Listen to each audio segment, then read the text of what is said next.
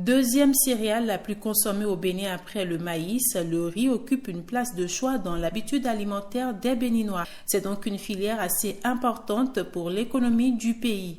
Pour rendre alors le riz béninois plus compétitif sur le marché national et international, il est important d'associer les acteurs de cette filière pour une validation adhérente des différentes propositions faites afin que les prix soient respectés. Les 2 premiers jours ont permis réellement de faire un diagnostic avec tous les participants et ça a permis de voir les différents modes de commercialisation qui existent.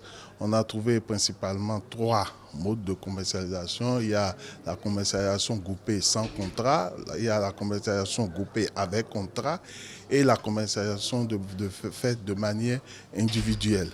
Et à la suite, on a essayé de voir les avantages et les inconvénients de chaque mode de commercialisation et les participants ont tous ensemble validé et adopté la commercialisation groupée mais avec contrat. Le travail qui a été fait pour les 2 premiers jours, ça a permis de pouvoir voir, suivant les différents bassins, et le coût de production plancher et le coût de production plafond.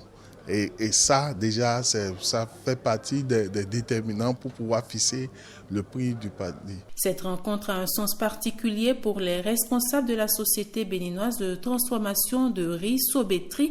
La Sobetri étant aujourd'hui l'acteur principal dans la filière, cela veut dire que nous avons un rôle déterminant et très important dans le programme d'autosuffisance alimentaire du Bénin. La Sobetri s'inscrit directement dans cet objectif. L'objectif du Bénin, c'est de produire à l'horizon 2021-2022 500 000 tonnes de riz paddy. Les producteurs que vous êtes ici présents, notre rôle à nous, la Sobetri, c'est d'avoir un partenariat gagnant-gagnant.